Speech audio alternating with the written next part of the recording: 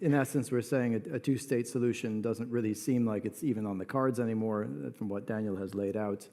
But, I mean, obviously, Andreas, you're also an expert on Gulf mentality. So as Daniel queued you up there, maybe talk a bit about how the Gulf is seeing all this. I mean, if indeed a two-state solution is off the table, if indeed Israel may go all the way, potentially to Iran, how does the rest of the region position itself? No, very important points. Widely agree with all of these points made. I think when we look at the region today, we're seeing not just a multipolar, but an apolar region.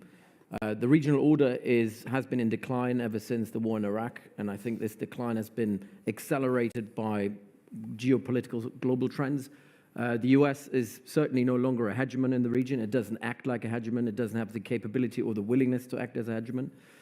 Since the Obama years, a lot of foreign and security policy has been delegated to the Gulf. The Gulf states are kind of the key front line for US policy for multiple administrations.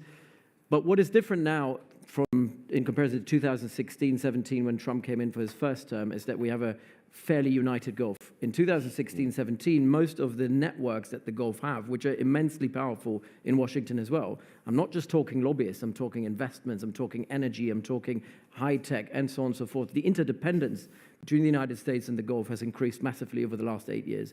So much so that in many ways, the US relationship with the Gulf is one on par, despite the fact that we still tend to believe that this is a US-led order and they're just puppets and vassal states of the United States. That's certainly not the case. But where we are now is, the Gulf is more united, more powerful.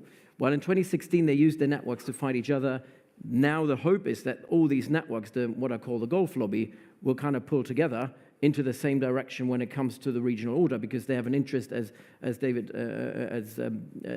Daniel said, is the idea of reconciliation, engagement. That's where the trend is going in the region, where you get the Saudi-Iran reconciliation, but you have different actors talking to one another that wouldn't have talked to each other a couple of years ago. The only odd one out in this regional order is Israel.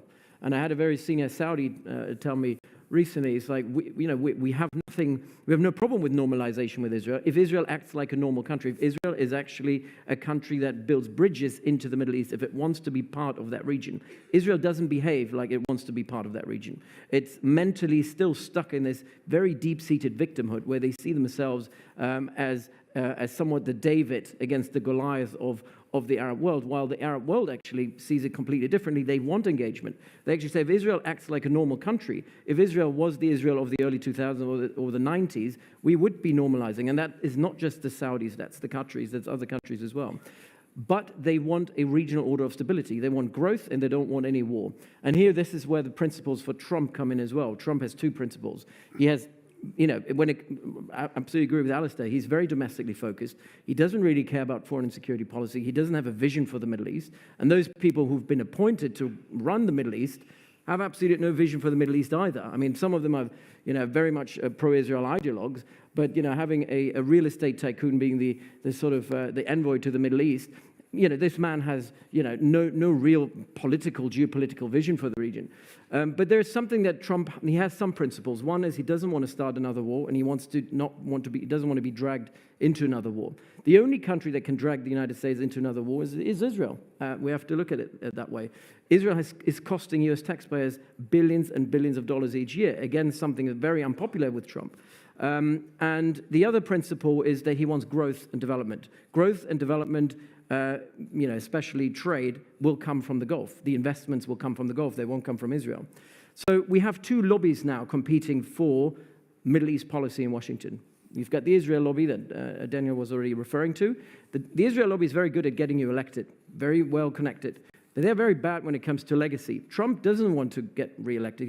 He's not going to run again. He cares about his own private business networks and his legacy, as well as most of the people in the Trump administration will look at legacy and growth for themselves after the 4 years. And this is where the Gulf lobby will come in.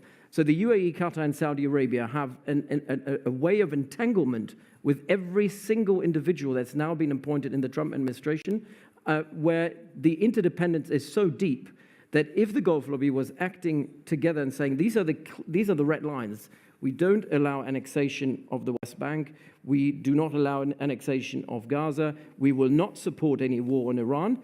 If they stand firm on that, I think that will bring a reality check to all these ideologues in the Trump team, Because it's one thing to actually kind of propagate, as Alistair was saying, shouting war and, we're all pro-Israel and we're going to get rid of Iran and regime change.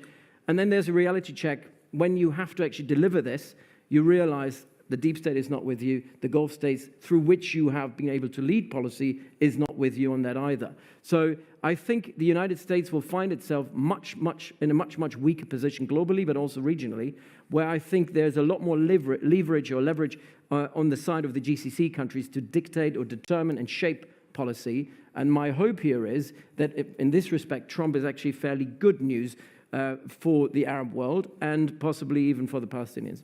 Good, thank you. We're going to go to questions. So